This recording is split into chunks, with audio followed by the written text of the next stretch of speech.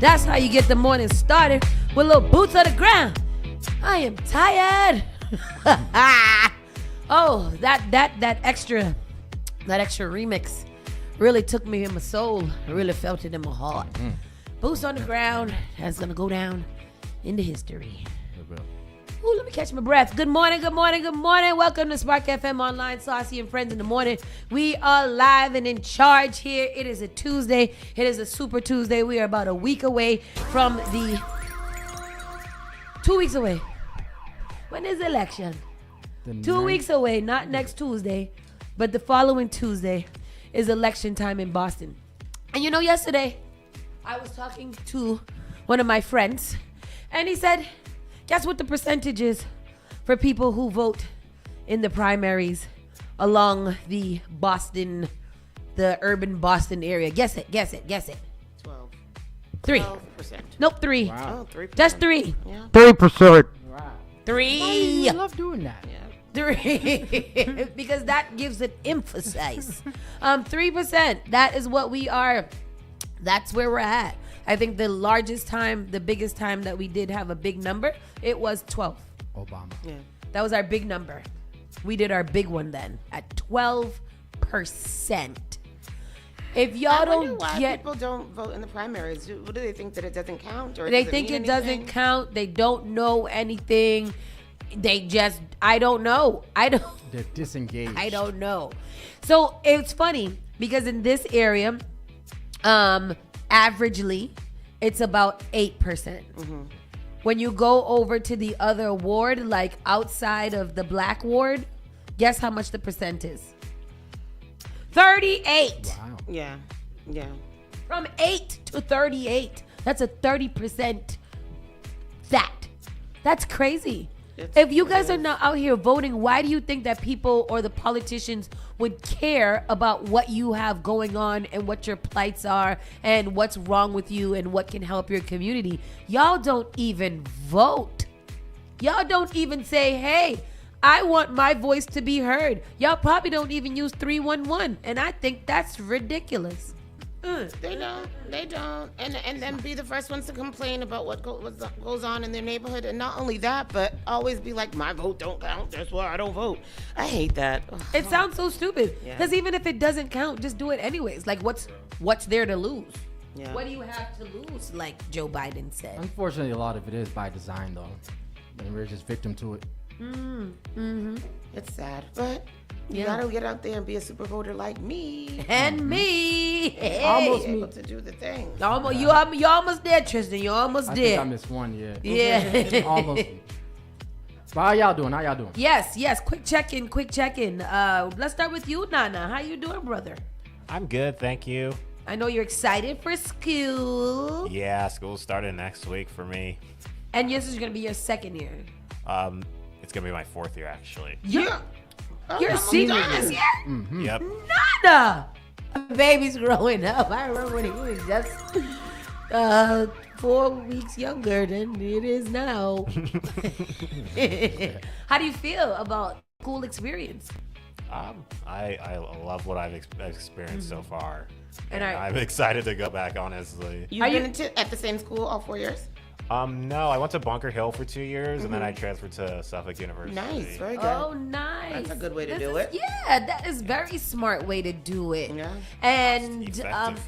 you feel like you think you're ready after this semester? Are you ready for this semester being your last year?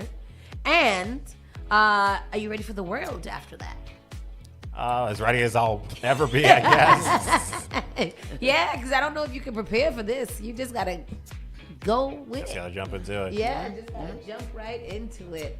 What about you, Miss Tony? How you doing, young girl? I'm doing all right. I'm doing okay. We made the bus this morning. Woo-hoo. Blessed be. The bus was 26 minutes late. Oh, Father. Right, and the app wasn't working when I first went out there, so I didn't realize that the bus was 26 minutes late until I was out there. So we waited a half an hour for the bus. But we made it. He made it. It's a cute little bus. I feel safer now, and it's gonna be cool. It's gonna be a good school year. We have the arrangement. Take the bus in the morning. Does he bus in front of the house, or did it got to go to a little bus stop? His bus stop is out the back of the house down the street. a Oh, little bit. nice. So, Yeah. we ended up getting in the car and driving over this morning because it was cold and we Yeah. were sitting outside for half an hour. So. It was very cold. Yeah, this so morning. so I guess that's just gonna be the plan, or maybe I'll just park my car over that end. of Park the your parking car lot. and have it, yeah. But yeah, so it's a day. It's Tuesday. I'm anxious to get through this week. I'm tired. All The right. weekend took a lot out of me, I think, and I'm old, so it takes a little longer to recover. not going to New I'm York, drinking right? some ginger tea, and I've had to take some little Advils and Aleve and things like that throughout the weekend. But hopefully everything will get back to normal settings soon. When's the last time you went to New York Carnival? I haven't been to New York Carnival in quite some time, and I was kind of anxious to go this year. But I don't know. For some reason, last year when I saw people talking about the experience that they had at New York Carnival, and they had talked about Stinkin' Dutty and da-da-da-da-da and all the parties that they went to, I was really like, yes, I'm doing it next year. I don't feel like I'm hearing that same kind of momentum for this year. I am for Stinkin' Dutty. Really? I haven't heard yeah. anything about Stinkin' Dutty in New York. I think because we've been kind of consumed with our own lives right now. And I don't think we started, for me, I don't think I started hearing about how great it was until after it happened. Yeah, well, 'Cause I don't yeah. remember the build up for that one either. Yeah. I'm looking here. Let's see. That is on the Sunday. Uh-huh. Oh, that's a good day too. Yeah, yeah. But I was talking to Auntie Brenda and them, and they said that if they go, I was like, well, we're definitely going. So. Yeah. So Stinkin' Dutty gates open at 10 a.m. It's on the Sunday, drinks inclusive. Yeah, Stinkin' Dutty. I went to Stinkin' Dutty last year in Miami, and that was really a time. I had a time. I rolled in the dirt at one point. Oh boy. Wow. Amen. Didn't mean to, but it happened. So that was a time. We didn't get to do Stinkin' Dutty in Trinidad, which was definitely a miss. But it was before we got there. But I would definitely, travel for a Stinkin' Dutty. Well, they're on the last set of ticket now. How much it cost? $125. 120. No Stinkin' Dutty for You me. know That's not bad. That's not bad. inclusive. For drinks inclusive, Yeah. that's not bad. Yes. Soak Up Brainwash in Trinidad is $250. It is. $250. So Stinkin' Dutty, $125 drinks inclusive is not bad. And them drinks. Yeah. In Miami, the drinks was drinking. The drink. Yeah, so I don't know what y'all are doing this weekend, but we is doing something or the other. Yeah. What about you, Tristan? How was your evening? It was good. I was here for a little bit, and then I just worked on music for the rest of the night. Still working on it. Yeah. Yeah, man. Y'all get a chance. Listen to the Spark FM playlist. Good music. Good I music. was in here yesterday doing a work and I was listening to it. I was had a good time, but then so yesterday there was an event here. Shout out to G Honcho and happy birthday to him. He's got a great support system. Like those people was in here rapping and singing and happy birthdaying and having a good time and taking pictures.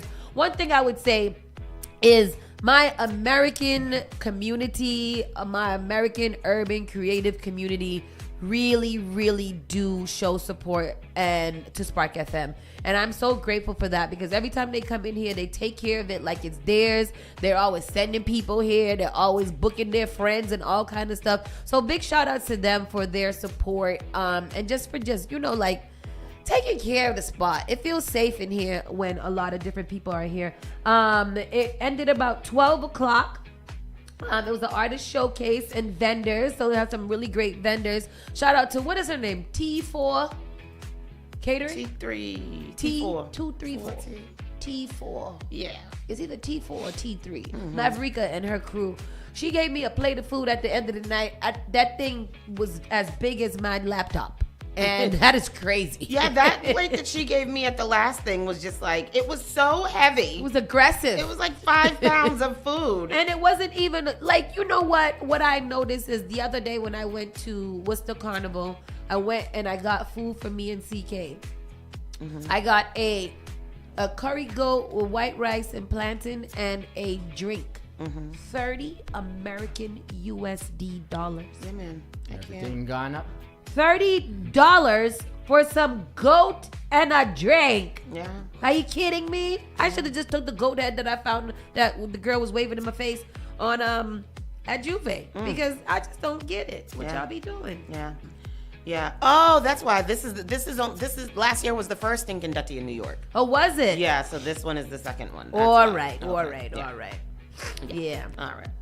But anyhow, Start the show. yes, absolutely. We're going to start the show right now, Saucy and Friends, right now. You're listening to Saucy and Friends in the morning with Miss Hot Sauce, Miss Tony, and Rockstone Tues. Call Spark FM at 617-272-3387. Igniting the airwaves. Spark FM. Yes, today is Tuesday, August 26th. It's Tuesday, August 26th. It's 9:42 a.m. and today it is currently 69 degrees. We're going to hit a high of 77 a little bit later on today. That's probably be around that 3 o'clock area. So it is a little chilly. It's cold as hell in here. I'm a little damn AC on. But tonight's going to drop down to 62. It's been very cold at night. Yeah. It's been very cold. Yeah, I had to definitely wash and bring out my blanket Yeah. because it's cold. It's The cold. season's approaching us soon. Yeah, I like a good fall season. That's when you get to start drinking warm things again. Pumpkin spice. And all the Love it. things. Love it. But we do, it is a Super Tuesday, so we do have an interview with you. We'll be talking to Will, who is going for at-large seat in the Boston race for city councilors. So make sure you guys pay attention to that a little bit later. But let's get started with the news. Miss Tony, what's going on? Let me tell you what is happening. Don't forget, you guys, Saturday is New Edition Day at Orchard Gardens, Boys and Girls Club. So you guys got to come out that, represent for the city. It starts at 11 a.m. at the What Orchard is it? Park Boys and Girls Club. What is that? New Edition Day? Yes. They're doing the street dedication, and then they're having a big block party and cookout and stuff. Oh, that. good. And what On time? Do Saturday. you know what time? 11 a.m. 11 a.m. Oh, that's Saturday, though. Yeah, Saturday Yeah. at 11 a.m. And that's going to be at the Boys Orchard The morning Gardens. voice, Not- the morning voice. the Orchard Gardens. It's I was gonna say Orchard Park, but it's Orchard Gardens. Orchard Garden. Boys and Girls Club. And so let's get into the around the way news. Boston, Massachusetts, Healy and Wu reject the idea of federal National Guard deployment. And what we need that for again? Why would we need that? As Because pres- they're cracking down on all the sanctuary states and pretty much conservatorshipping us. Oh. Well, that's crazy. This is so crazy too. This thing, as I opened the article, this thing popped up and it says, "Hey, would you like me to summarize the article or da da da da da?" Yes. That's cute. Massachusetts Governor Maura Healey and Boston Mayor Michelle Wu have rejected President Donald Trump's proposal to deploy the National Guard in major cities, including Boston. Healey criticized the proposal as political theater, highlighting cuts to local law enforcement and community policing funding by the Trump administration. Wu described the situation as a power struggle against Democrat-led cities, emphasizing Boston's safety through community involvement. The debate touches on American federalism, with legal changes in California against federal National Guard deployments. Both Healey and Wu advocate for local autonomy and community policing over federal military intervention. That is nice. I like that little summary AI. Yeah, it was nice. That was nice. Cut and paste that. Put that in the story underneath so Maya could have that. Let me put that there. Let me cut and paste that. That was a good one. Thank you. A body was found in a parked car at a Massachusetts hospital. So state I've been police hearing say. about this. What the hell? Yeah, that sounds really strange. The man found dead has been identified as Declan Perry, 27 years of Portland, Maine. That is an update. A body was found in a car parked at the South Shore Hospital in Weymouth, Massachusetts on Saturday afternoon. The discovery was made just after 2 p.m. in a car parked near the hospital's emergency room entrance. The body was found in the back seat. State police are calling it an unattended death. For hours, police blocked off the entrance to the emergency room while they investigated. The car was later towed away from the scene. It's unclear how the victim got to the hospital, and the driver was nowhere to be found. Police have not said if they were searching for a suspect. We don't know. Gunshot in the middle of the window? Is that what Did they say there was a? There's no gunshot. No, they haven't said. We don't know. Go ahead. Here goes the clip. Tonight in a car That's a parked gunshot. just outside the emergency room at South Shore Hospital. That's where a body was discovered in the back seat of a car with Maine license plates. Good evening to you. I'm Ken McLeod. WBZ's Samantha Cheney is live for us in Weymouth right now. So, Sam, what do we know at this point? Bookend, right now, the south emergency entrance at the South Shore Hospital is completely blocked off as state and local police, they have been underneath this yellow tent for the last hour or so, and they just removed that man's dead body from a car that we're told it was. So this is obviously all The man's dead body. That's nasty. unfortunate. That is really sad. Because he didn't drive himself if he's in the back seat. And if they're at a hospital, there's cameras. Y'all know, y'all can Yeah. find out something. There's definitely cameras in a emergency room entrance, and y'all had to notice that car was there for a while. I don't know. But anyhow, that is horrible. They've now identified the man as a 27-year-old from Maine. Swastikas found spray painted on signs on a Natick bike path. Nice. Hey. We are going so well here. Natick police are investigating what they are calling a bias event after swastikas were found spray painted on Department of Public Works signage at a popular trail in the town. Part of the Constituent Rail Trail is closed down while the Locker Street pedestrian bridge is being removed. There are signs on the trail blocking people from going down the trail and redirecting them to a detour. At 8 a.m. Monday morning, police were called to the trail where the vandalism was spotted. Swastikas were found spray painted onto 3 of the DPW signs. Would you be surprised if I said I was not surprised? Said Vidya Gopalakrishnan, an avid walker of the rail trail. Nowadays, people are very much. They are not scared to do those particular signs. Natick police say the town's Department of Public Works removed the vandalized signs after their investigators were done documenting the scene. The case has now been turned over to the Natick Police Department of Civil Rights Investigator. I don't know why they still report on those. I Swastikas? think they're giving it the news. I don't think if they just get rid of them and don't talk on it, people won't do it. Just get rid of the signs, you saying? Yeah, no, yeah, Don't just make clean it them news. up and don't. Yeah, exactly. Yeah. Because it's like, to me, it's like a stupid kids and stuff like that. You Making know? light of the situation. Yeah. I see what you mean. Boston officers fatally shoot a dog that mauled a woman, attacked first responders, police say. Goddamn. What is he, Kojo? So, Cujo? officers shot and killed a dog accused of mauling a woman and attacking first responders on Monday night. According to Boston police, a woman was being attacked by the dog in the area of 7 Howe Terrace. Authorities say EMS couldn't get close to help the victim because of the vicious animal. Two responding service units tried distracting the dog, but investigators claim the dog turned and attacked them. Both officers shot and fatally wounded the dog, according to police. The woman was transported to an area hospital with serious injuries, although they are not considered to be life-threatening, and no further information is available. I mean, that's not a crazy thing to do.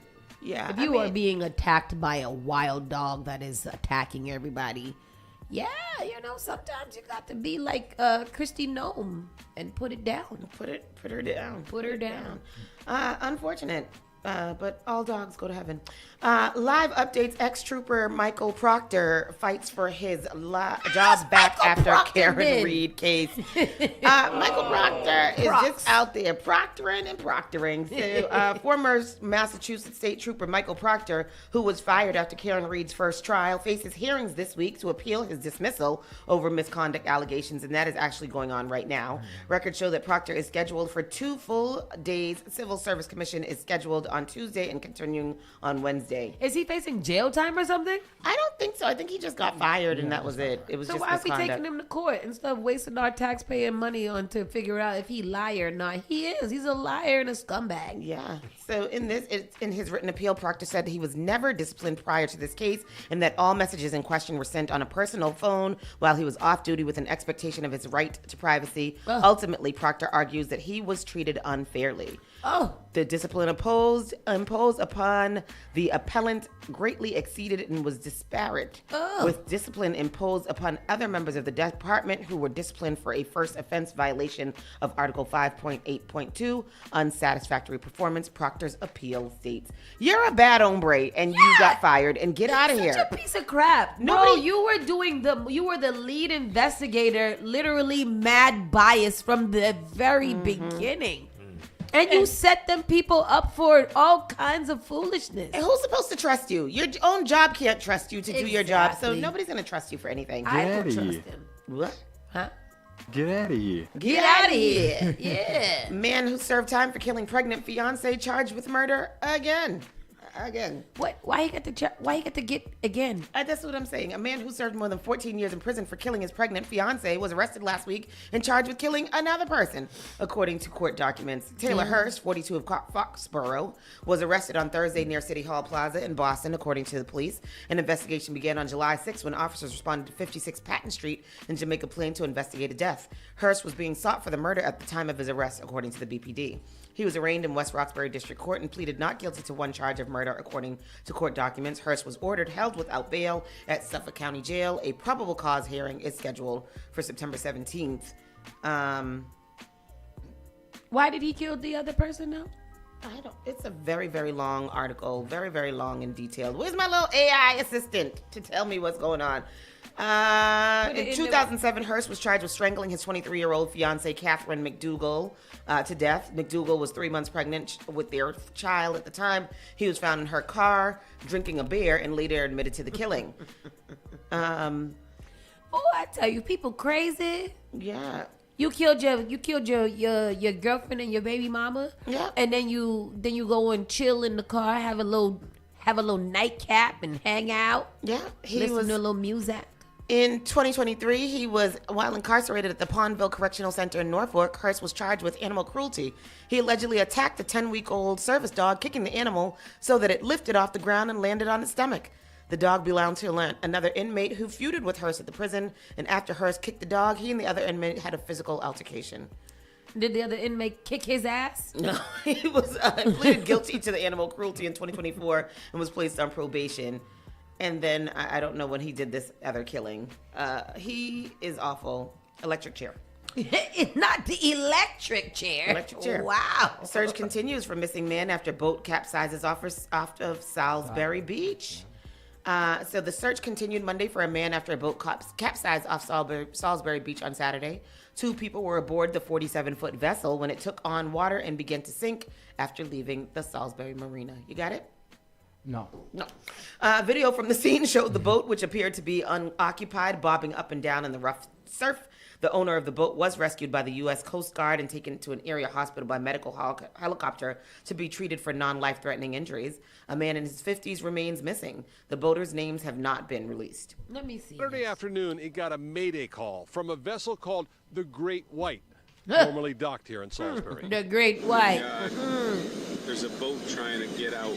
Moose Monjo shot this video from the beach in Salisbury on Saturday of the vessel the Great White, moments before it capsizes near the mouth of the Merrimack River. He was tossing and turning all around. I said, this don't look good. It was pretty scary because you can see it coming. Seconds later, another person shoots this cell phone video as the Great White starts to capsize. It was a pretty big boat. It was like the one that goes up and you can sit up top and look. Mark Hessler was walking along the river and saw the same boat encountering rough seas in the wake of Hurricane Aaron. We saw him hit the mouth here and the waves coming in were crazy. And I'm like, we both like, why would anyone try to go out in this weather? Moments later, the harbor master and other first responders, including a Coast Guard helicopter, arrived to assist the capsized vessel and the 2 men on board. Mass State Police say 1 man was rescued and taken to a local hospital with non-life-threatening injuries, while police divers and other crews look for a second passenger in the river and along the Salisbury shoreline. So it's almost pretty safe to say that he's not going to be shot. I don't think because he would have came forward already. It's no longer a rescue, it's a recovery at this point. Yes. That's sad. Terrible news. Boston firefighter held as dangerous after police find guns hidden in his Milton home. Yes! He's armed and locked and loaded. Yeah. Maybe he wanted to be a police and he was just like, I'm going to be a firefighter instead. I don't know. Boston Fire Department lieutenant is facing more than 40 criminal charges after prosecutors say he refused to turn over numerous guns he had hidden in his Milton home after being served with an restraining order taken out by his wife, according to published reports and court records. Joshua Thompson faces a litany of gun charges filed in Quincy District Court, including improper storage of a large-capacity firearm and possession of a large-capacity firearm. He is also charged with a single count of trafficking 36 grams or more of methamphetamine. Sir! He did the absolute most that he could do. Wait a minute. During a search of Thompson's home, Milton police found 5 assault-style rifles, 5 handguns, 2,000 rounds of ammunition, body armor, methamphetamine pills, and tourniquets. Oh, the Boston Globe recorded. Kingpin. Thompson has at least 3 more handguns listed in his name that were not found, the newspaper reported, citing a police report. These firearms were strategically placed inside of the home, different vantage points. Assistant Norfolk District Attorney Mark Assad said during Thompson's arraignment Friday, according to the Boston Herald, when they would find a firearm, they would likely find a ballistic vest as well as a tourniquet in that area. What was he ready for? What was going to happen? All the white people ready for Donald Trump war. Mr. Thompson appears to be preparing himself for some type of conflict, Assad said. Judge Francis Keneally, I know that name, ordered Thompson held without bail until December 19, determining he was too dangerous to be released on bail. Keneally was called to Quincy from a different courthouse in the state because all the judges who typically served there knew Thompson or his wife's family and had a conflict, the Globe reported. Milton Home located 5 assault-style rifles that were unregistered, 5 handguns that were unregistered, approximately 2,000 rounds of ammunition, 76 handguns and rifle magazines total. He initially lied about having weapons, but his defense attorney explains. Those firearms weren't registered. He hadn't done them on time, and he didn't think that they were going to be located. There was a small cooler next to the front door.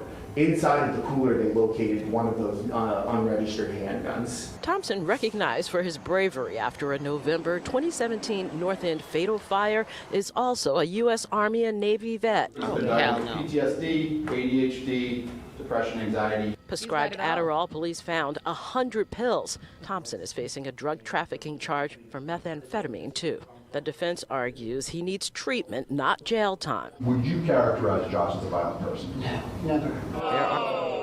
That's his mama. He's my baby. He's not a criminal. He's just a baby. He's a good boy. He ain't never hurt nobody. He would never in all of his times do that. My.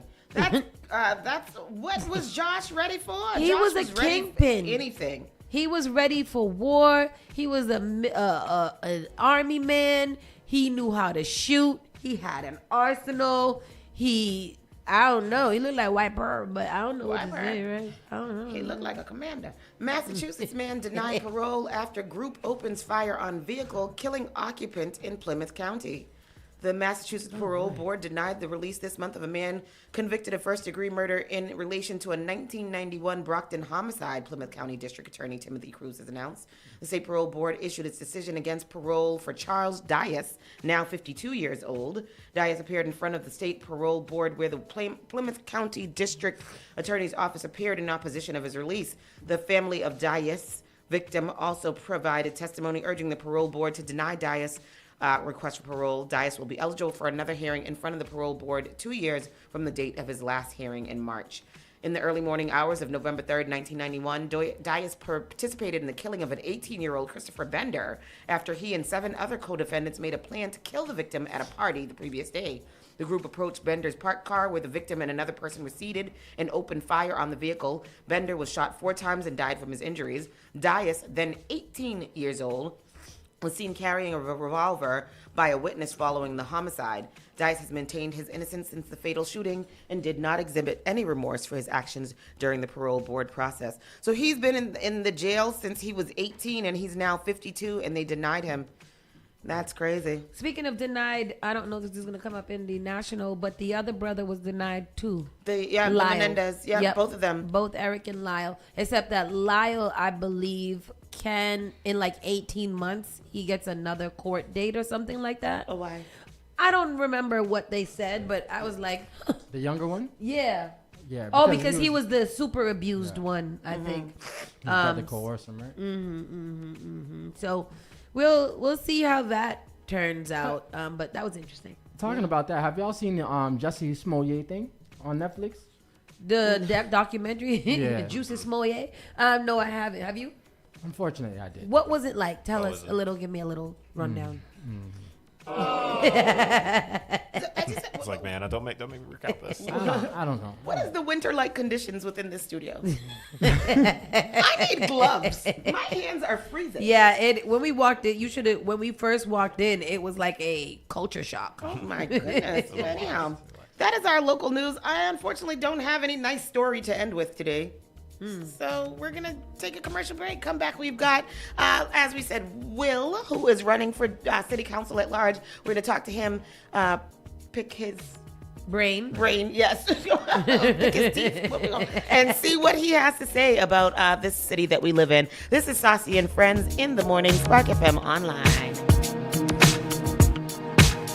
You're listening to Saucy and Friends in the Morning with Miss Hot Sauce, Miss Tony, and Rockstone Triz.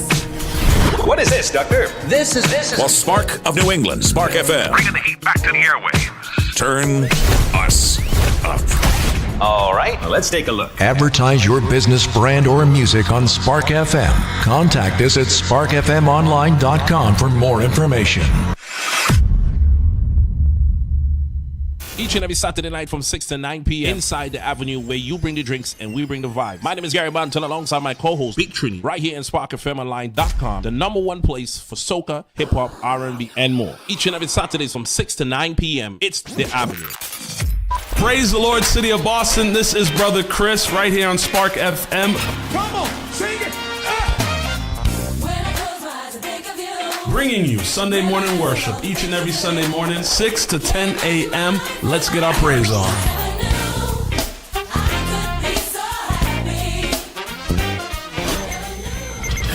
We all make choices about alcohol. Kids make choices whether to drink or not. Bye, Dad. Remember, I'm going to Alex's party tonight and sleeping over. Hey, remind me about that party again? And adults make choices whether to talk about it. That's true of parents and every other trusted adult in a kid's life. Kids want to know our expectations, and they want honest answers in everyday conversations. So talk with your kids and help lead them on a positive path, because when you talk, they hear you. Learn more at underagedrinking.samhsa.gov. Boston's new home for urban Caribbean music. Spark FM. Spark FM. Playing all your favorite hits from reggae. Spark FM. If you know man swear the way you are gonna see a million. We got to go long just like the Amazon. Spark FM. I know that life is not easy. No say we are for win. Walk with the camera like Jesus. Soca. Hip hop. Yeah, we on and we going crazy. R&B. You could do damage. You could do damage. Afrobeats and much more. Spark FM. Spark FM.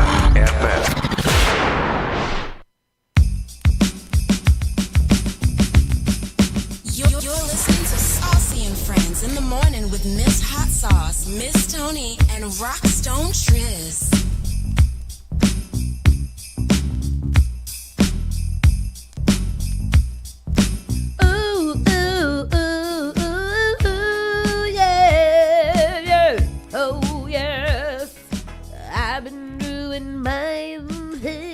Y'all ain't ready for that. Y'all thought it was gonna be karaoke hour, but it's not. This is serious hour, because this is when we get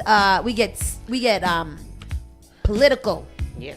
And we gonna get civically engaged. Oh yeah. So welcome back to Super Tuesdays, and today we have Will. How do you say your last name? Because I don't want to mess it up, so I've just been calling you Will. Onoha. So if Onoha. if you're in Hawaii and you just say aloha, Onoha. Are you Hawaiian? No, I'm Nigerian. Oh, okay. We are traveled people. That's Very so good. traveled people. No, okay. So welcome, city councilor at large Yes, ma'am. is where we're going. So first of all, tell us a little bit about you. You give Okay. us your little monologue. All right, I'll tell you a little bit about me. I'm born and raised in Boston. I grew up in Mission Hill in the 1980s during the Charles Stewart era. Okay. So I am a All right. full-fledged, born and bred Boston man. Mhm. I went to the Boston Public Schools. I'm actually a graduate of Copley High, Snowden Oh, International. really? Shout out to Yeah. Snowden. I used to know a cheer that goes with Snowden, but I can't remember it right now. I don't know why. I think we faced them one time. Yeah, we were really good in baseball, basketball, a few other things. You know, we played. Well, we didn't have a football team because we were an international school. We were only about 500 kids. Yeah. Okay. Yeah. So we played for Brighton High's football team. Oh, cool. Yeah. And then, so you've been in Boston this whole time, just living and things like that. What's your background before I get into why are you doing this? Okay, so I've worked for the last 4 mayors, from Mayor Tom Menino to Mayor Wu, who I left in 2022 to go over to Boston Water and Sewer. So in 2005, upon graduating college, and what's interesting about my college story is that Carol DeMady Stewart paid for all 4 years of my college, which is the wife of Charles Stewart, who was killed in Mission Hill. Really? So their family, because of what happened to us and, the black men and the divide between us, the racial divide between us and Boston police, they paid all 4 years of my college. Really? So that was one of the beautiful stories that came out of that situation. Which was a horrible situation. Very horrible situation. Yeah. And so upon graduating, Mayor Tom Menino picked me up. I became his district rep for District 8. District 8 encompasses all of Back Bay, Beacon Hill, Mission Hill, Fenway, the entire Longwood medical area. So I represented him in those areas, from anything with fire to economic development to institutional development, institutional encroachment into neighborhoods, whatever it was, I was his rep. You've been pretty steeped into just local Boston. Yeah, local Boston Yes, and ma'am. local Boston kind of politics and how that is. So this is your life. Yes, ma'am. Yeah. I've spent the last 20 years of my life doing this. Yeah. And then in 2000, so I left him in 2012. So I was with him for about 8 years. I went to law school. Upon graduating law school, Marty Walsh had come in to be mayor. Yeah.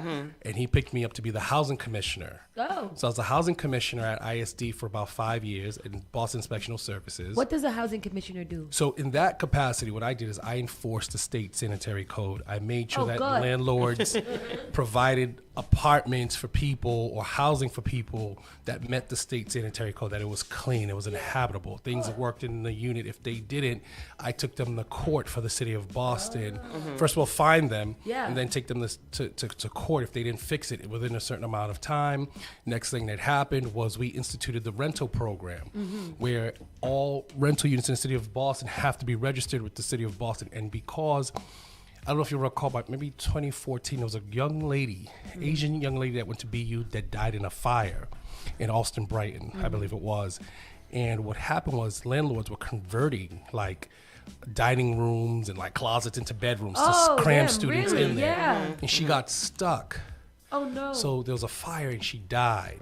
Yeah. So we instituted the rental registration program. So we would know where every rental unit is in the city of Boston, and within 5 years, they all had to be inspected. Oh, good. I mean, that sounds like a lot of work. Yeah.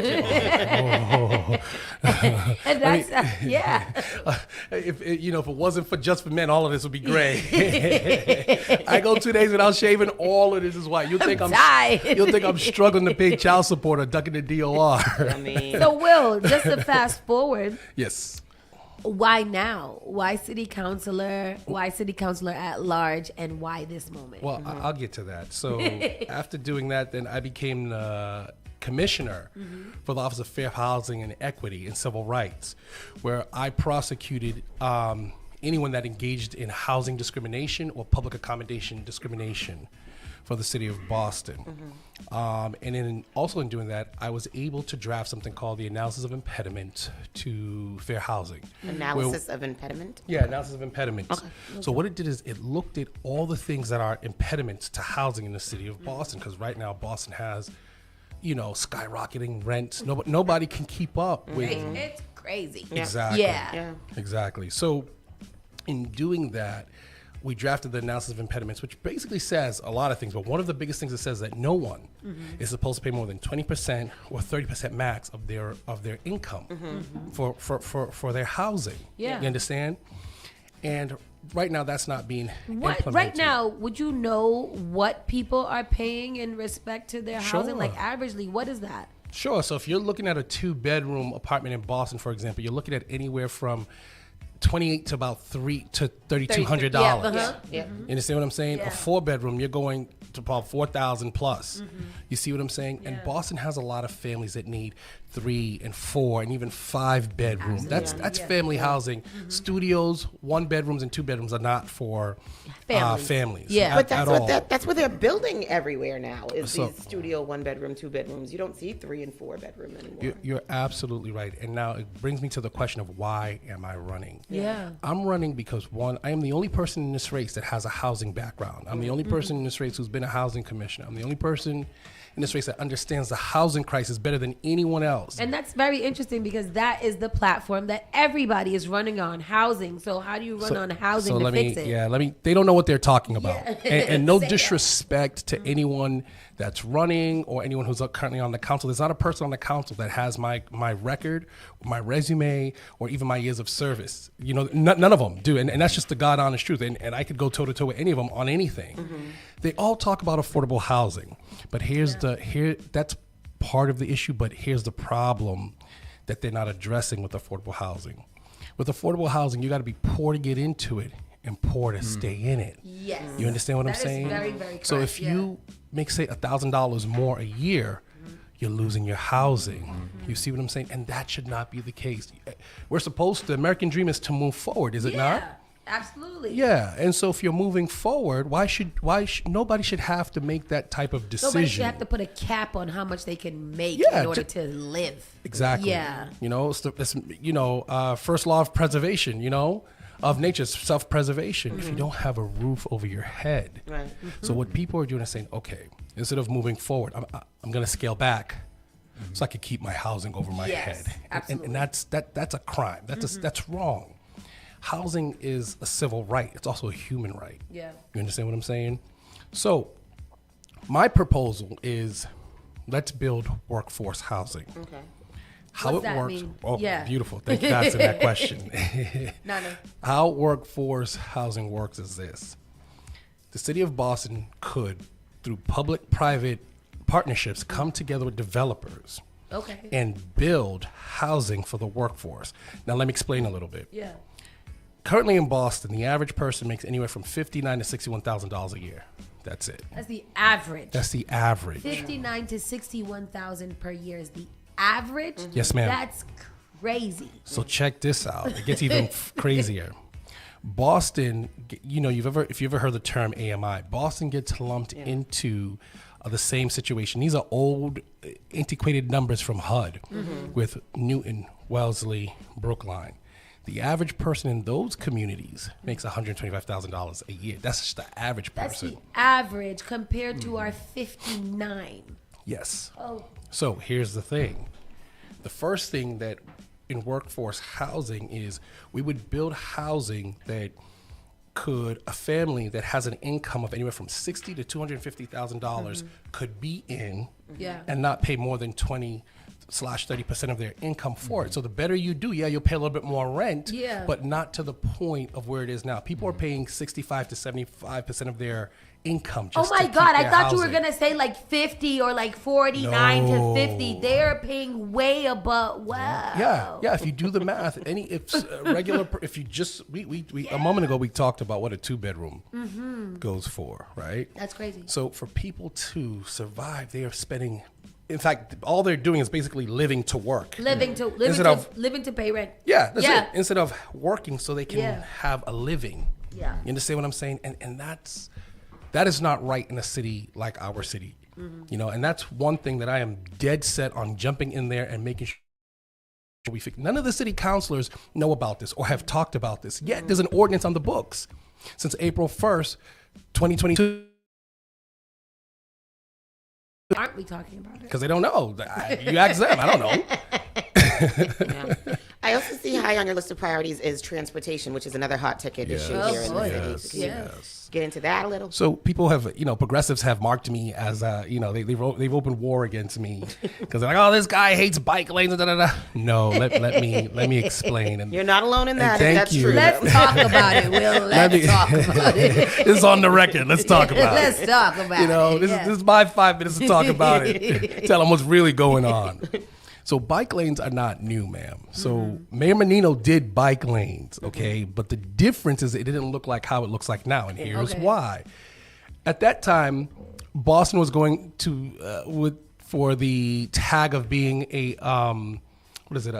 world class city.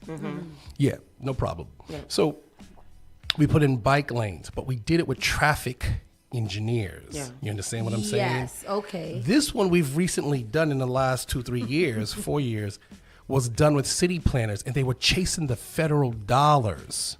Okay, so this is, thank you, because we've been hearing about these federal dollars in order to infrastructure and it's alongside the corridor and Blue Hill Lab and blah, blah, blah. Yes. Okay, I'll keep going. So how it works is they were chasing the money, and in getting that money, they just put the bike lanes anywhere. And the problem with doing it the way they did is they've created a ton of traffic. Yes. They've made it extremely hard for businesses to have their customers in the Back Bay or West Roxbury or other parts of the city have their business come in, because now they've taken away the parking, and people who go there to those shops, to those mom and pop small businesses, those businesses are suffering because of it, because now you're going to get a ticket, or you're going to be in the bike lane. Parking is, so it's having a domino or a negative effect. Yeah. Now, there are some streets that can handle bike lanes. Absolutely. Sure. Absolutely. But not every street in Boston can handle it. Boston, what people forget is we don't have the infrastructure. Yes, absolutely. Boston is a city that was old cow paths. You see what I'm saying? Yeah. We're not, our roads are not wide enough. This is just a engineering thing. From the way the city was built. So we cannot do everything New York, LA, Chicago, or wherever else does. We're not that type of city. We're only 22 neighborhoods. You can go from West Roxbury to East Boston in all of 45 minutes, provided there's no traffic. Yeah, I mean, you can do that. Parking in Roxbury. Meaning you can drive the entire city. You can hit every neighborhood in 45 minutes. In about 45 minutes, provided there's no traffic. We're only a 10-mile radius. That's it. That's crazy. You understand what I'm saying? I love when people come in here with numbers, because it puts things into so much perspective. Because oftentimes I feel like we are gaslit a lot to think that what we're feeling and talking about is not real, when it is, because we're living the experience outside of the data that you're receiving from the Here's city another planners. issue. You ready for this? Yes. Most black and brown people don't ride bikes. The bike lanes are formed. I'm just being very honest. Let's tell the truth. I mean, come on. Check this out. We have families. We have children. So we're not putting them on bikes. And we're not turning in our cars for bikes when we have multiple children. Thank you. And cars in Boston went up by 3%. Think about it. Went up by 3%. So the bike lanes, the way they're doing it, believe it or not, is a form of gentrification. Yes. Because what it does is it's pushing people.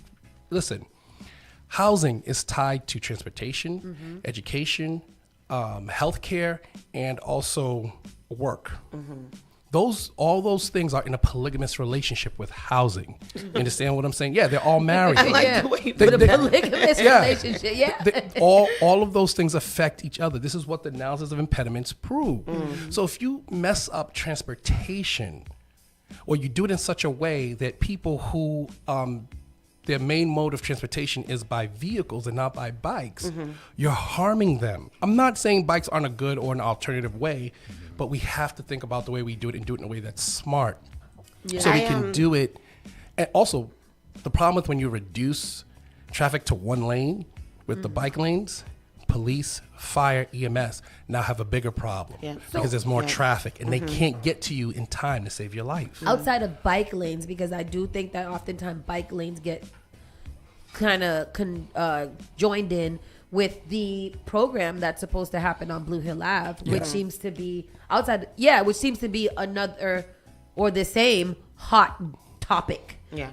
Blue Hill Ave and a center run and bus lane doesn't seem like it is the best plan of action for current Boston today. Now, I know that we had it back in the day and it was a center bus line, but we took it out for a reason. So why are we putting it back in?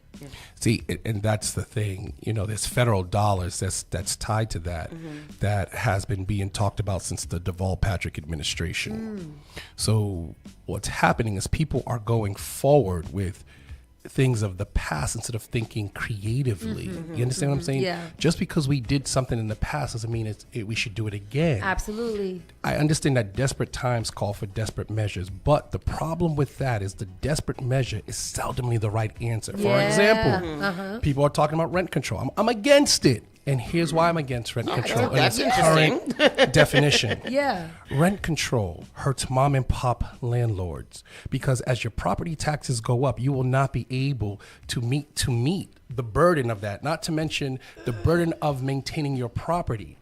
I will push back on that. No, let go ahead. me give you some more information. Here's the thing. No. See, this is Yeah. why workforce housing is the answer because it's a form of rent control without doing what we did with rent control. We outlawed it in the past because it was actually hurting just very regular mom and pop landlords, meaning people that own one property or two property for investment property. Maybe they've retired and this is all they have. You understand what I'm saying? Also, it creates very blighted neighborhoods.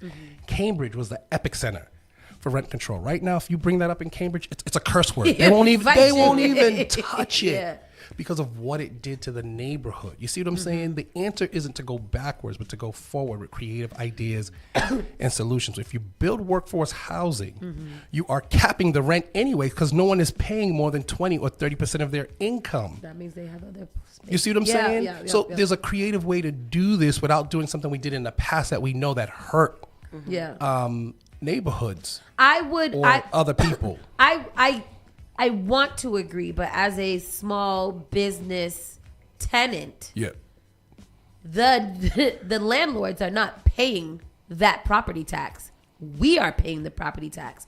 So we are essentially not only fighting for rent and housing, but we are also fighting for rent and keeping our businesses together. And I think that that's the little caveat that people are not thinking about. With triple net rent not being under control anyways, what landlords are doing is passing that on to the tenants who are literally small businesses or mom and pop shops that can't afford rent itself outside of paying for the landlord's property, taxes, and insurance. That's a whole other $2,000 on top of your rent. So, another way to handle, property taxes is a very big thing in the city of Boston. Is. And there's another way to actually get the revenue for that.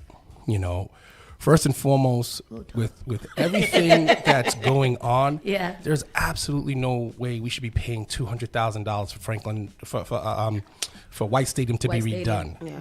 You understand what I'm saying? We are in tough economic times, and they're only going to get tougher from what the federal government is saying. They're cracking down on us right now. Yeah. So why are we spending that kind of money? And don't get me wrong, White Stadium does need to be redone. I played there as a high school kid, but for the price tag that it's being done for, I don't agree with. Also, the problem that the community has with it is that in the past, when we've partnered with private organizations, we've basically lost our parks to them. Carter Playground is a good example.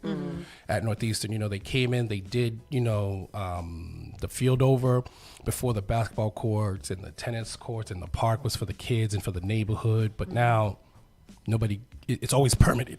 Yeah. You see what I'm saying? Yeah. So gotta get a permit it's to do very everything very seldom that the community can even use it, if at all, which is a problem. So there's no trust for us linking up with certain private entities to give them our green space because the community in so many instances has lost it. Austin Brighton has a couple of examples like that. With the White Stadium project, how it is repeatedly, spoken about to the public and to us is that we had one of the partners in here the other day and they are locked in for 20 games. Yep. And they are paying rent to us and maintaining the maintenance on the building because there was no maintenance on White Stadium before ever in life ever. So what is that not a good thing? So here's the problem. You see, the devil's in the details, right? Because how they did it is that from November to March, it would be available. Yeah. But here's the problem with November to March. It's winter. Yeah. So nobody's really using it. High school football's over at that time. You understand what I'm saying? Then outdoor track doesn't start till April. You understand? Yeah. And so by March, they're back using it practicing, doing whatever. And the women's soccer team is great. Don't get me wrong. They're better than the Yeah. men. There's no two ways about it. But the issue that we're having is that our kids are not going to be able to use it. That's not true. That deal needs to be redone or relooked at. But more importantly, that price tag is too much.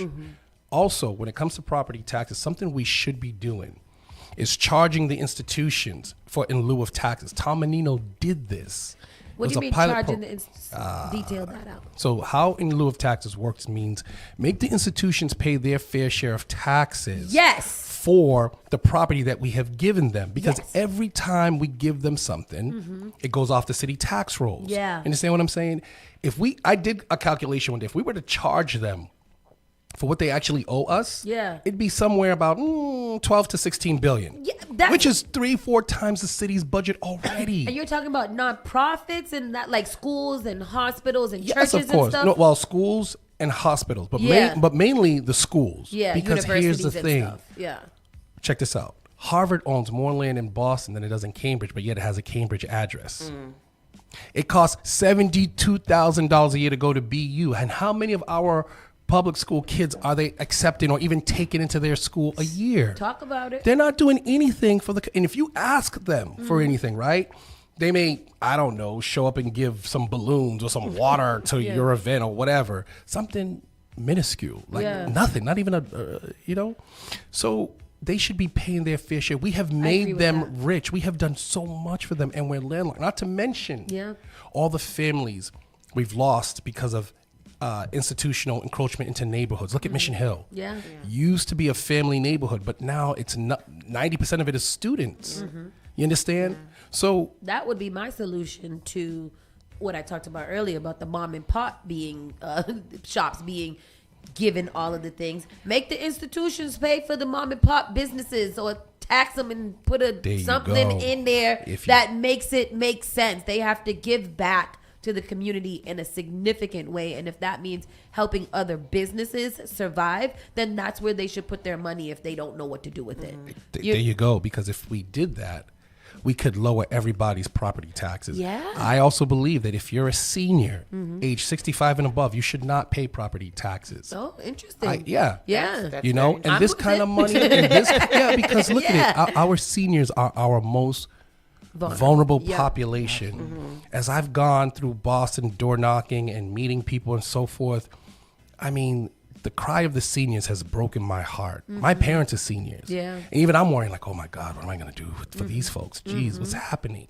You know, imagine you've worked your whole life. You've come to the end of your career when you should be relaxing, taking care of grandkids, enjoying. But no, you're out there working. You're out there working or trying to figure out how to get alternative money to make ends meet. Especially in Donald Trump time. Yeah, that's not right. And here's the thing: Boston is resource rich, but results poor. Oh, say it. That is our thing. That is our thing. We have so many resources, but we're so poor when it comes to results. And I'm tired of it. And no one on the council really has my bravery. They're all look at the Boston Globe just last week said they're ducking council hearings. It was a big thing. But why? What do because they want to be revealed? Because they're afraid to take on controversial issues. And I hate this about Boston politics, right? I mean, maybe this is politics all the time, but I feel like we read a lot about other people kind of being outliers and standing out for them. I don't feel like we have that here. Like an outlier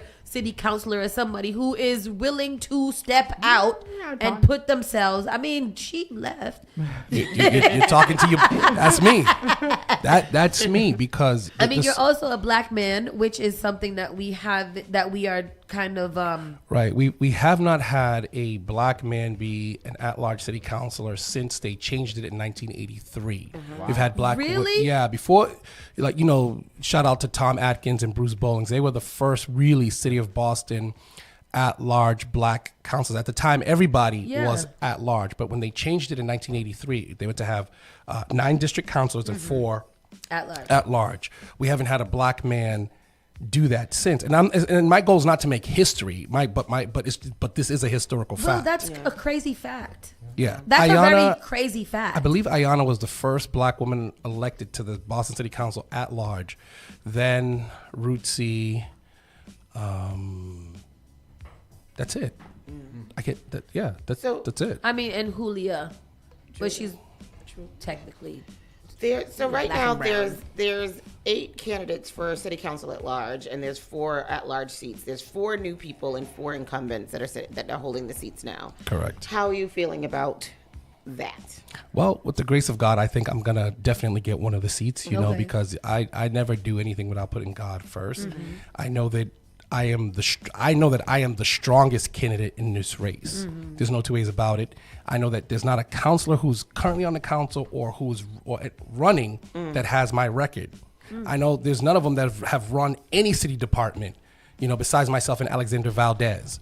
I've run 4 city departments. I've been the head of my brother's keeper for the Obama Foundation for the city of Boston. I built the Human Rights Commission for the city of Boston. I was a commissioner for 10 years in 2 different capacities for the city of Boston. So my resume is stacked, and is stacked in such a way that I know Boston better than any of the folks. That's why they're making some of the mistakes That they're making, because they don't take the time to pick up the phone and call anybody and say, hey, how did we do this? Or did we do this before? They just shoot from the hip, or they dodge things. Yeah. You know, they're going to all sit here and tell you, oh, we've done this, we've done this, we've done that. But if they've done so well, why does Boston look the way it does? Why are all of us hurting the way we're hurting right now on their watch? Go ahead. I hear what you're saying, and I do agree. I mean, I'm looking at your story, and your resume does look very stacked and good. But we were just speaking prior to you coming in. We were talking about how in the primary elections, what is it? 8% of Boston comes out to vote in the primary elections, and I think that of that 8%, right? There's a lot of familiarity. There's a name recognition that goes along with that. So how are we going to get you out there for the people? I was having this same conversation yesterday with a friend, and like that name recognition thing is a thing. I don't have nothing against the man. I just figured out who he is. And Roy Owens the other day, and I was like, holy smokes! But his name recognition is crazy. But go ahead. Well, here's how we're going to do it. Spark FM is going to help me out. You're going to promote Will. You're going to say, yo, go out there and vote for Will. This guy got a plan. Will He's for Boston. seasoned. He's a son of Boston. Will for Boston. If you want things to change in Boston, you need to give Will a shot. If you want them to stay the same, well, keep voting the way you voted. There we go. Yeah, I like it.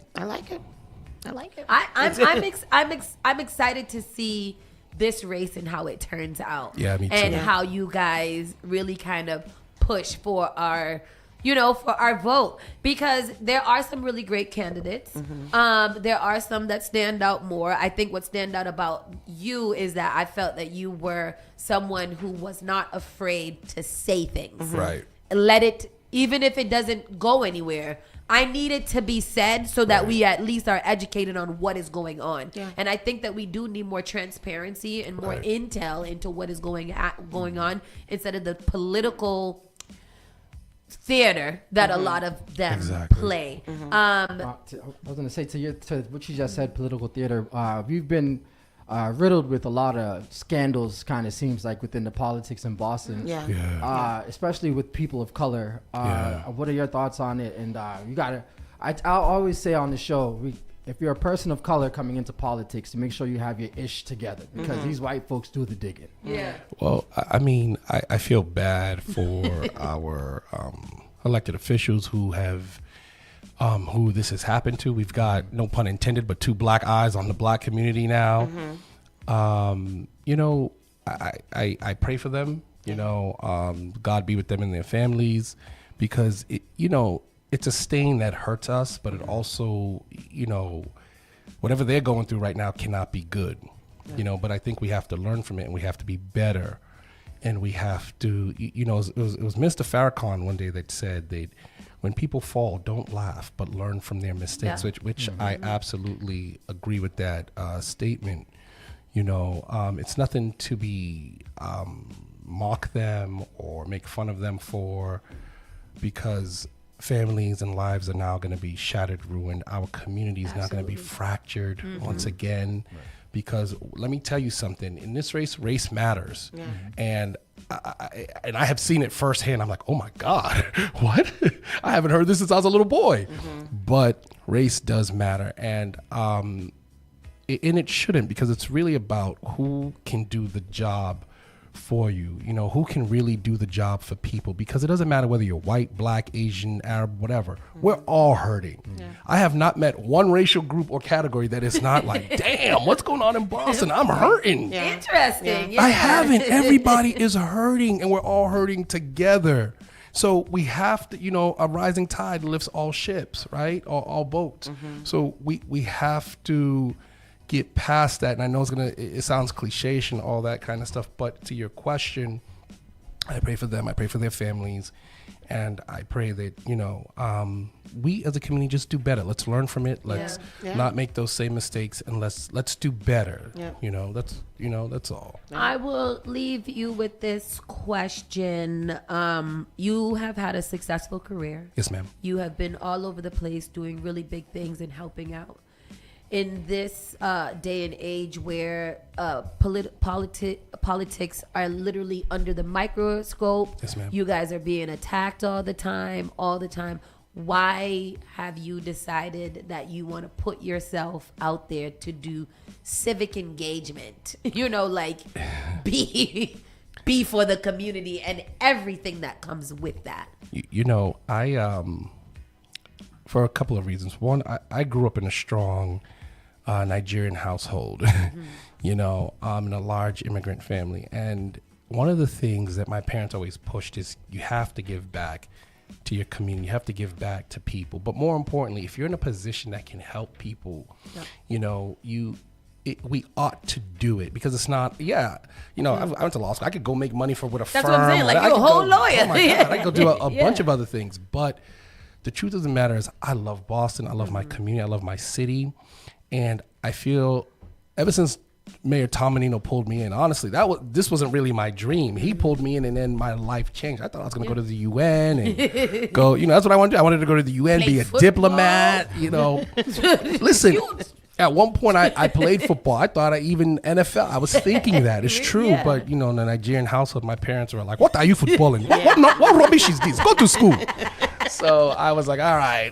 What are you footballing? Yeah, because, you know, they didn't understand sports like that. Especially having two parents that are educators. And my Ghanaian brother over here knows what I'm talking about. Yeah. So they pretty much scared the hell out of me. I was like, all right, I'm going to go to school. Fine. But in it all, you know, I also believe, ma'am, that this is a calling, because one thing about elections is that you realize that no one ever told me how lonely this is. Yeah. You take a lot of mental, physical, and emotional abuse. It's very abusive on your system. It really is.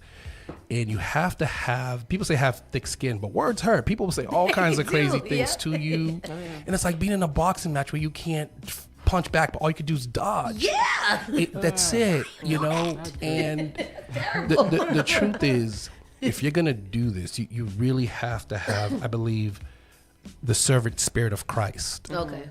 And I just have to say that, because you cannot do this work and work in this space if the love of human beings. I'm not a politician, I'm a humanitarian. Yeah.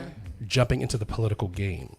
And you can't do this if you don't have that type of love for people in your spirit, because it will kill you, or better yet, at some point, someone will seduce you with the right kind of evil. Yep. And you will fall, or you'll give in. The devil will hold you back. The devil will hold you back. It's the truth. Yeah. Or seduce you with the right kind of thing, and then you'll start making some wild, crazy decisions and sell your soul to do other things and leave people. And that's not what I'm about. That's not who I am. I have a strong Christian faith, come from a strong Christian family and background. And that's why I said, if God will allow me to do this, I will. That's what I'm going to do. Yeah. Well, you know what, Will? Thank you.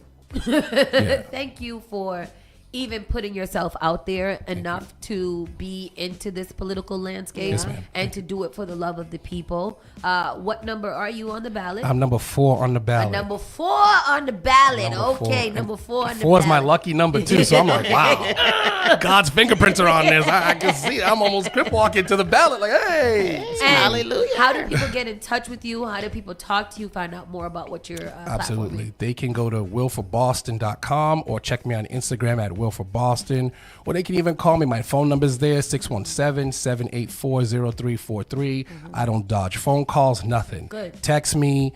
I'm ready for anything. You know, I'm the kind of person, I want the smoke. Bring it. Bring the You understand smoke. what I'm saying? Yeah. Because if your heart is in this, you have no reason.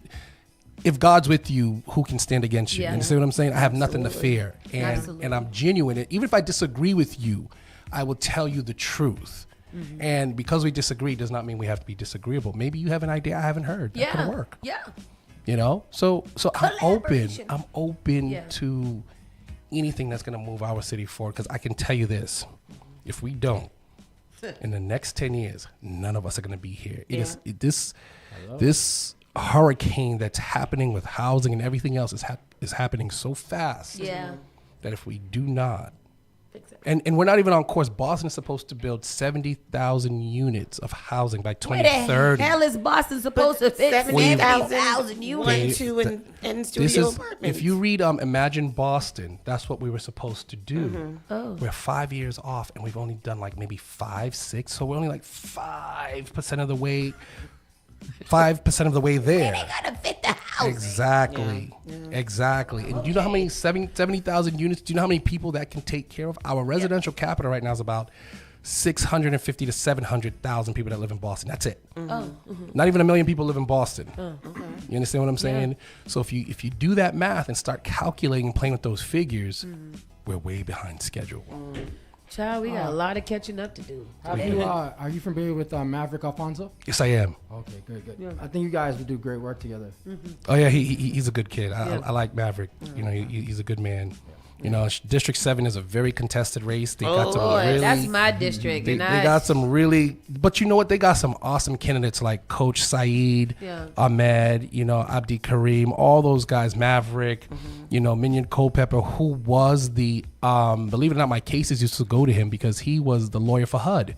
So when I would do a case, we'd send it down to HUD because Office of Fair Housing and Equity is actually I feel like I didn't HUD know for the that city about of Boston. Culpepper. I didn't know we that haven't at all. spoken to Culpepper. Yeah, he was HUD's attorney. Okay. And so what would happen is I would do a case. And anytime you caught a case with City of Boston Fair Housing, it's actually a federal case. Because it's a housing discrimination, it's a federal case. But the City of Boston handles it. But Minion Culpepper was the lawyer that would have to sign off on it from HUD. Because we had HUD's backing. We were HUD for the City of Boston. Yeah. You understand what I'm saying? So he has a very interesting story as well too. And again, I'm just being fair. I'm just telling the truth across the board. Yeah. You know, District 7 has some really, really, and what's awesome about what's happening now is that you have so many black men, and it's not like we planned it, that stepped up out of nowhere to try and lead. And the sisters have been leading for such a long time, which is beautiful. But the brothers out of nowhere was an awakening of men that said, you know what? We're good men. Boston has done a lot for us. We want to give back. We want to show that we can partner and help push our city forward. And again, it's not about race, it's not about anything. It's about pushing all people forward because everybody needs it right now. Everyone is hurting. Wherever I go, everybody is hurting. Yeah. You know, and I mean, guys, we got a beautiful city. We got a wonderful city. We have our challenges, but we definitely have to work through those challenges and not duck them. Yeah, I agree. Thank you so much, Will, for coming in and speaking with us today. This has been awesome, very awakening. And it is good to see black men representing for the city. It is. We believe in representation in all forms. So, you know, like I was a black woman. I love it. I love to see the black woman, but I also want to see black men out there because I do believe that we work better as a team. Yes, I'm not sure who got to go or who got to stay or who got to shift around, but something got to happen. We got to shift in general in Boston. Yeah. There's a big shift coming, I hope. Yeah. With that said, we do got to pay some bills because Will's going to get us fired. We've just been talking. But thank you so much for coming. We'll make sure, Will, you have all of your information in there, your Instagram, all kinds of stuff. People hit them up. When you know better, know better. So we are doing that September 9th. Will's number 4 on the ballot. Go look for him and give him a little scribbling. A little scribbly boo. Thank you so much. We're going to take a quick commercial break, take some pictures, and we'll be right back in a few moments. Keep it locked. Spark FM Online, #1 for urban and Caribbean music. You're listening to Saucy and Friends in the morning with Miss Hot Sauce, Miss Tony, and Rockstone Triz. You are now listening to Spark FM. JP Morgan Chase is making a global commitment to break down barriers to drive inclusive economic growth all over the world. We believe there is a pressing need to help more people move up the economic ladder. That is why we are investing in communities and people to create an economy that works for all, because no community should be left behind. Right here in Boston, we're focusing that work in Dorchester, Roxbury, and Mattapan, among other neighborhoods, on improving financial health. These efforts aim to address the key drivers of the racial wealth divide head-on. We're here to empower individuals, families, and small businesses by connecting them to the tools that build generational wealth and a long-lasting legacy. Chase is investing in Boston. Chase is investing in you. Visit us at the Mattapan branch at 1617 Blue Hill Avenue, where the team is waiting to help. How serious is youth vaping? Irreversible lung damage serious. 1 in 10 kids vape serious, which warrants a serious conversation from a serious parental figure like yourself. Not the seriously know-it-all sports dad or the seriously smart podcaster. It requires a serious conversation that is best had by you. No, seriously. The best person to talk to your child about vaping is you. To start the conversation, visit talkaboutvaping.org. Brought to you by the American Lung Association and the Ad Council. Looking for a meaningful way to engage with your community and make a difference? Volunteer with the Massachusetts Senior Medicare Patrol Program and help prevent Medicare fraud. Visit masmp.org. This project is supported by a grant from the U.S. Administration for Community Living. Each and every Saturday night from 6 to 9 p.m. inside the Avenue, where you bring the drinks and we bring the vibe. My name is Gary Banton, alongside my co-host Big Trini, right here in SparkFMOnline.com, the number one place for soca, hip-hop, R&B, and more. Each and every Saturday from 6 to 9 p.m. It's the Avenue. Spark FM. I know you nasty. She be touching on her own body. Igniting the airwaves. Spark FM. Said she wanna take me away. Said she wanna take me away. Said she wanna show me the way. Join us on Facebook and Instagram at SparkFMOnline.com. Turn us up. Daddy now learn. Let me love and breathe. Spark FM.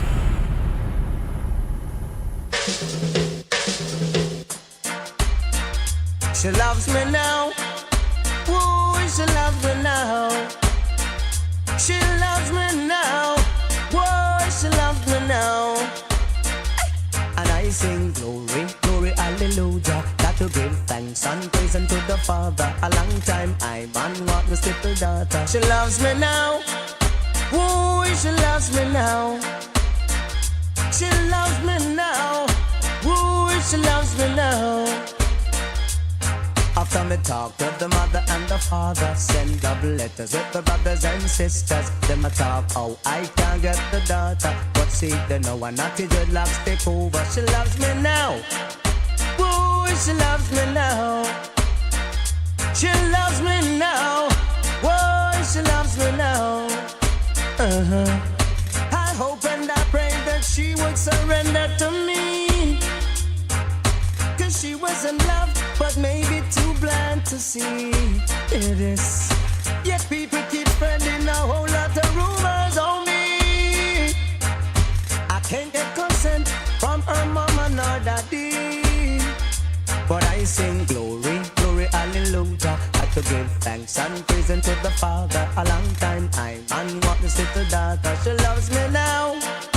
Whoa, she loves me now. She loves me now. You're listening to Spark FM. Online. And we are back. Spark FM Online, number one for urban and Caribbean music.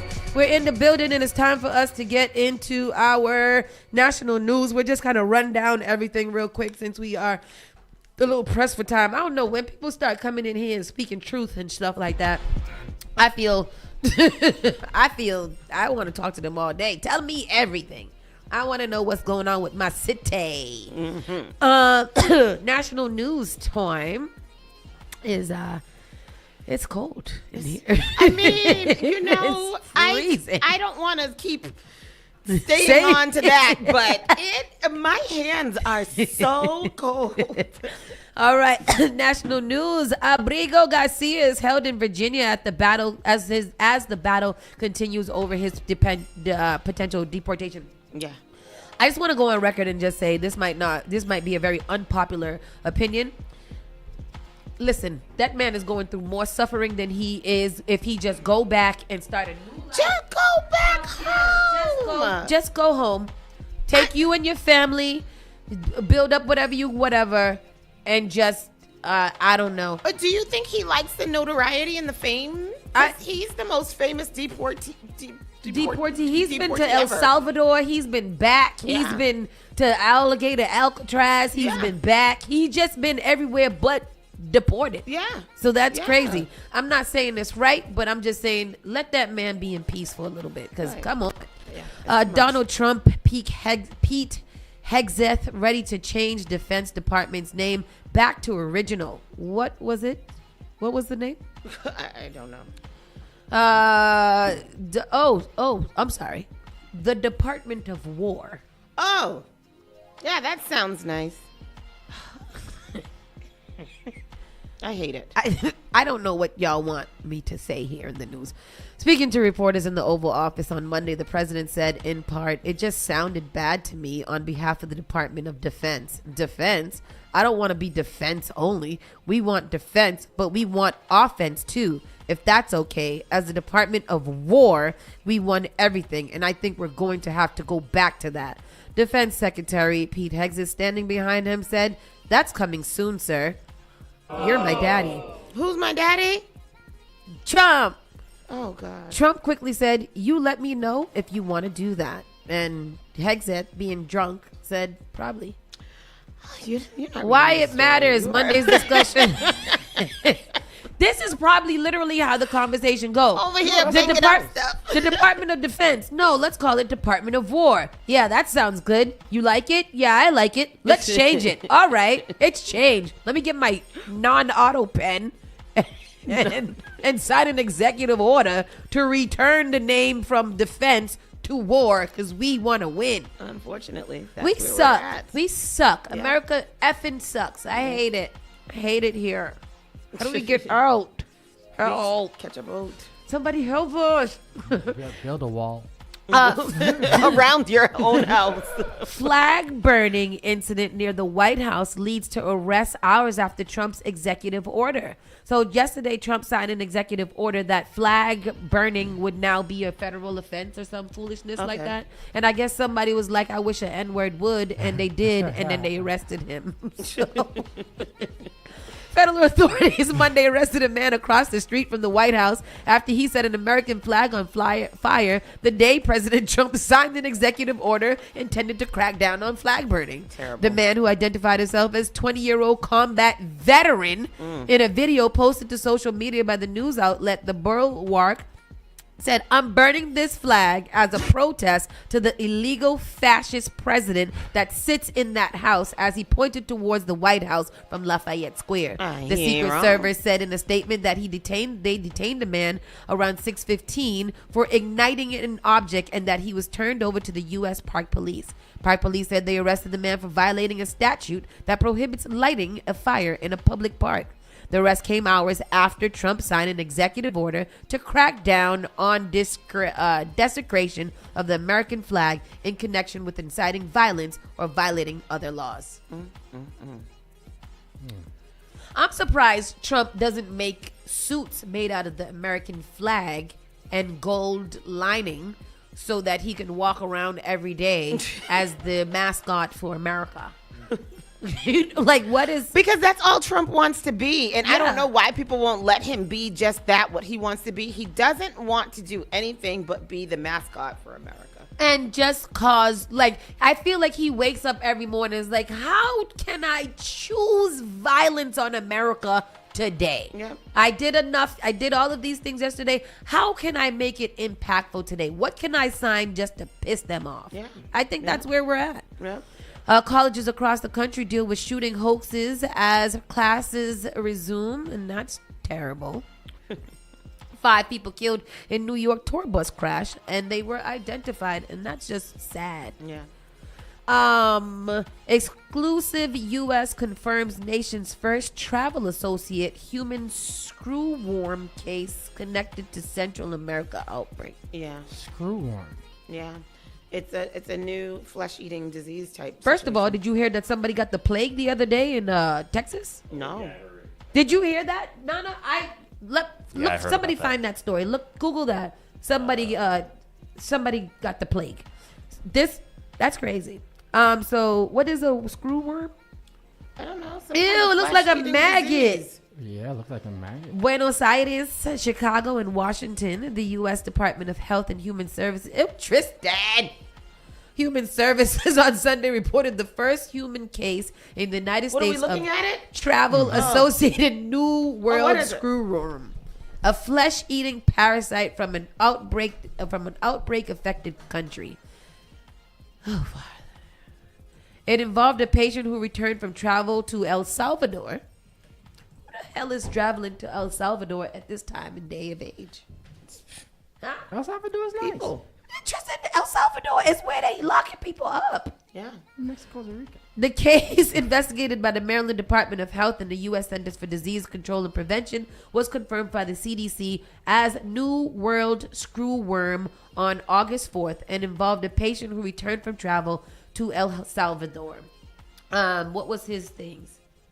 I'm trying to figure out what happens when it It eats your skin, I know that. it just eat it all. It's screwworm, though. It sounds like it drills down into Yeah. your skin and does something to you. Yeah. What are screwworms? Screwworms are parasitic flies whose females lay eggs in wounds on any warm-bodied animal.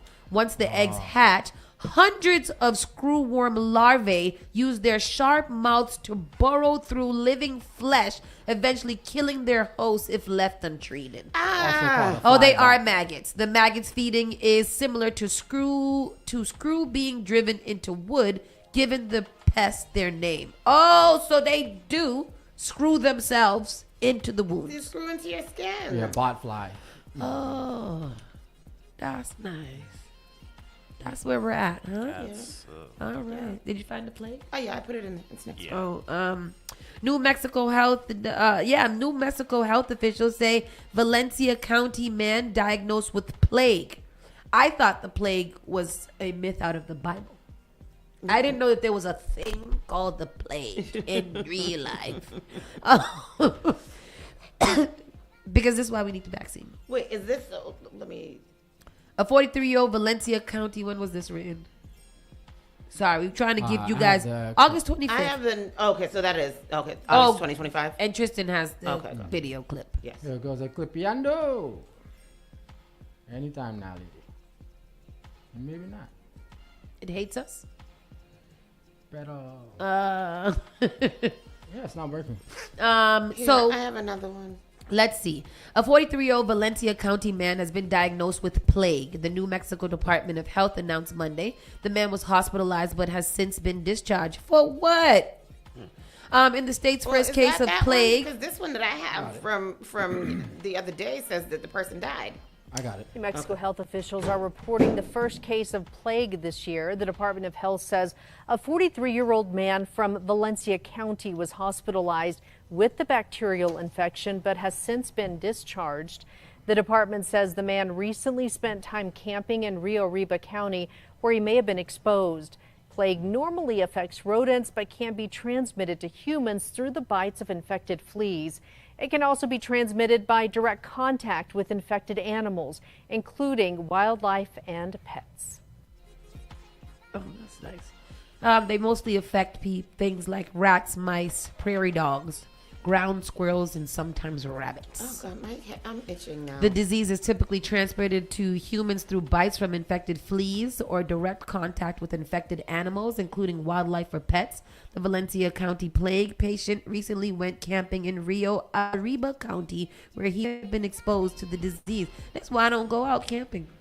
Who does that? Go camping? Yeah. I don't. Mad people be going camping. I know. My friend took his son camping last week. That's in crazy. Maryland or somewhere. Mississippi declares public health emergency over rising infant deaths. Yeah. In Mississippi, don't they got a no abortion rate down there too? I think they one of the first ones that stopped the abortion situation. So it's people, what are they doing? Mississippi health officials have declared a public health emergency after releasing data showing that state's infant mortality rate has risen to its highest level in more than a decade.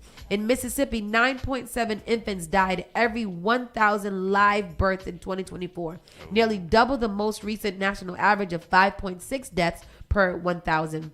According to the State Department of Health, since 2014, more than 3,500 Mississippi infants have died before their first birthday. The decision to declare a public health emergency places Mississippi's struggle with a wider national story.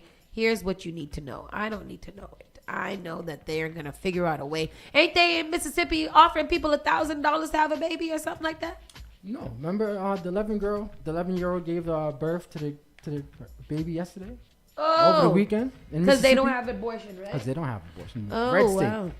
Donald Trump. Mississippi. That sounds terrible. President Trump threatens Chris Christie with a new brigade investigation, and I don't want to hear about these two white men fighting each other. Leave Chris Christie alone. Following L.A. and D.C., Trump wants to send the National Guard to other U.S. cities. Here's how he can do it. In Georgia, they just deployed the National Guard in Georgia. Yeah, I was about to say. Yeah. Yep.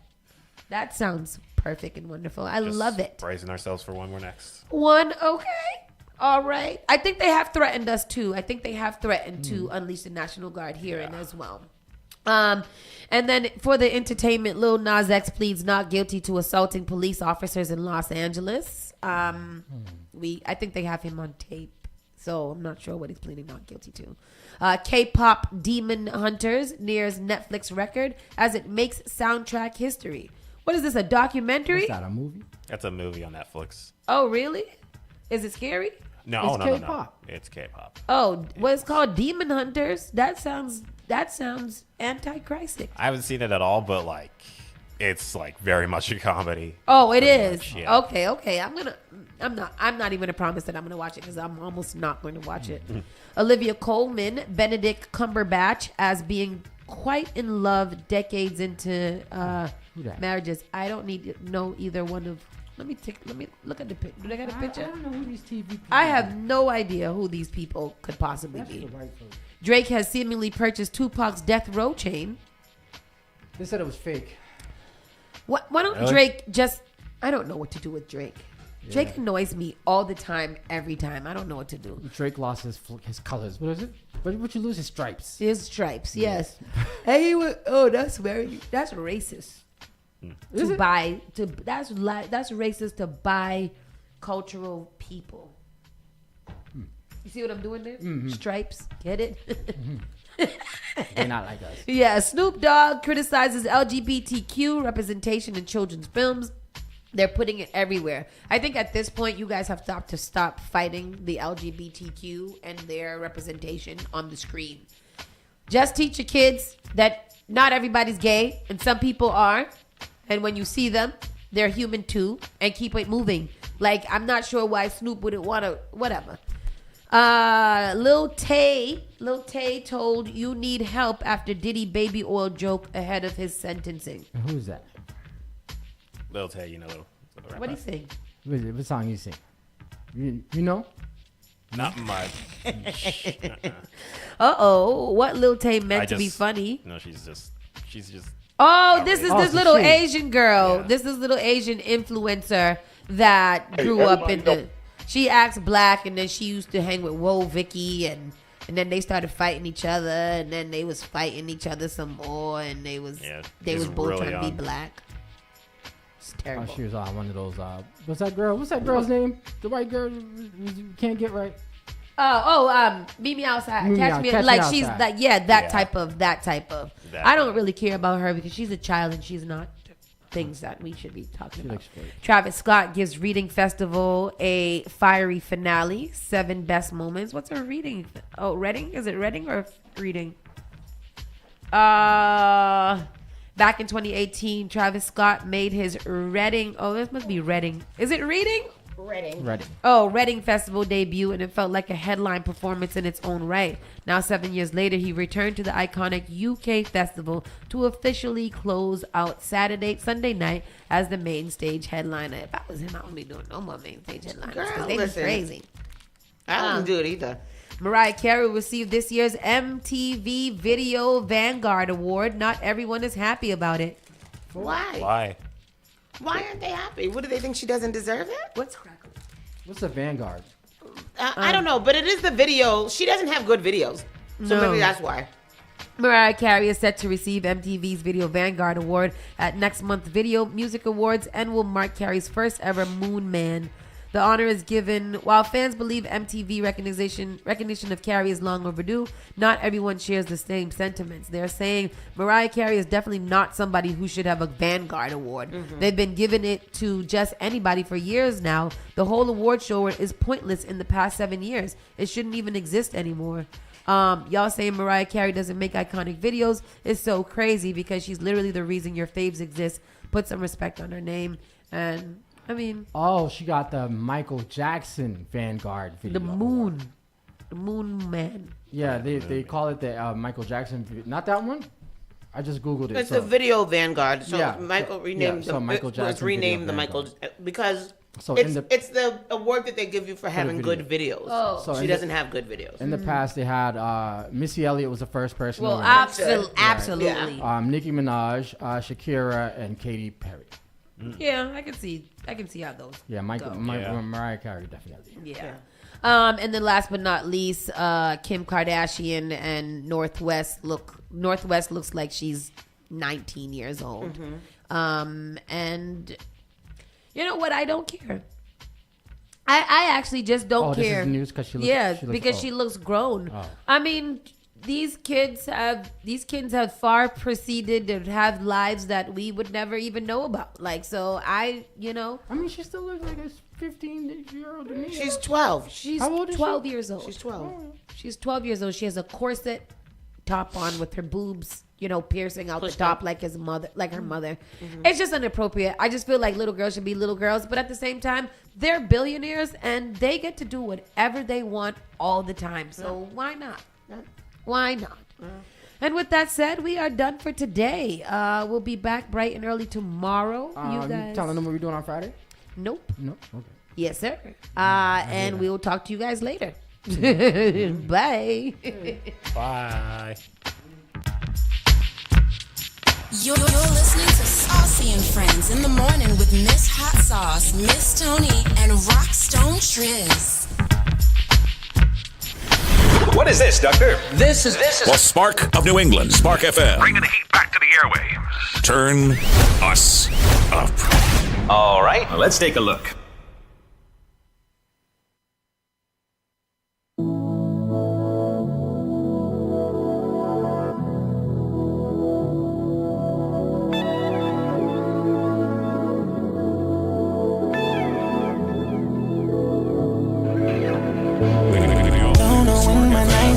So complicated. Log on to Spark FM Can't online. recall my mornings ever again, it's faded. Maybe this is my definition of jaded. This stays on my mind. This stays on my mind. Trying to put the mother on my crazy feelings. 1 minute I'm cold and then the next I'm tripping. No, there's somebody new, I swear she don't deserve it. It's still on my mind. She's still on my mind. We build it up. Build it up, just to let it wash away. Tell me, did I lace you up, just to watch you run away? Tell me who's getting on my love, who's getting on my love? Tell me